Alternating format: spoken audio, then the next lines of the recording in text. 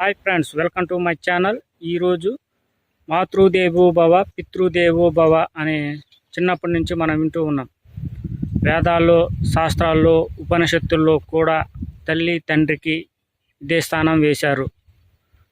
అమ్మ నాన్నల కంటే ఏది మిన్న లేదు. కానీ ఈ మధ్యకాలంలో కన్నవారిని భారంగా భావిస్తున్నారు.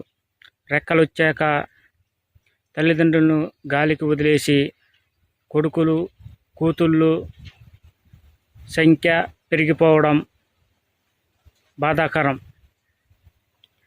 వీళ్ళందరికీ గుణపాఠం చెప్పేలా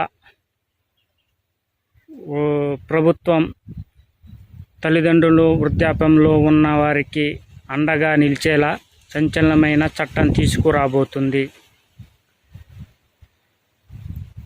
వృద్ధాప్యంలో తల్లిదండ్రులను విమర్శిస్తూ నిర్లక్ష్యం చేసే ఉద్యోగుల వేతనం నుంచి నేరుగా కోత విధించి ఆ సొమ్మును వారి తల్లిదండ్రులకు అందజేయడం, ఇది వినడానికి కఠినంగా ఉన్న వారి బాధ్యత విమర్శిస్తున్న వారికి ఇది ఒక గట్టిగా హెచ్చరిక అని చెప్పాలి. ఉద్యోగికి జీతం ఎంత ముఖ్యమో ఆ జీతం వచ్చే స్థాయికి చేర్చే తల్లిదండ్రులు కూడా అంతకంటే ముఖ్యం. ఆ స్థాయికి చేర్చిన తల్లిదండ్రులను ముసలితనంలో ఉన్నప్పుడు వృద్ధాప్యంలో పంపడం లేదా ఇంట్లోనే ఉంచి నరకం చూపించడం ఎంతవరకు న్యాయం? చట్టం ఏం చెబుతుంది? చట్టం తల్లిదండ్రుల పోషణ నిమిత్తం సరిగా చూడకపోతే ప్రభుత్వ, ప్రైవేటు ఉద్యోగి వేతనం నుంచి 10% నుంచి 15% వరకు కోత విధించి నేరుగా ఆ సొమ్మును తల్లిదండ్రుల పేరు మీద లేదా జాయింట్ ఖాతాలో జమ చేయడం జరుగుతుంది.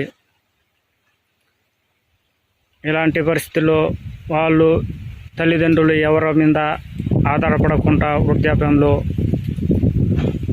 గౌరవంగా బతికే అవకాశం ఉంటుంది. ఈ చట్టం ఎవరికి వర్తిస్తుందంటే 2023 ఉద్యోగులు చేరిన వారికి ఈ చట్టం వర్తింపజేయడం జరుగుతుంది. ఈ తల్లిదండ్రులు సరిగా చూడటం లేదని కంప్లైంట్ ఇచ్చినప్పుడు అధికారులు విచారణ జరిపి ఆ విచారణలో నిజమే అని తేలితే వారి జీతం నుంచి కోత విధించే అవకాశం ఉంది.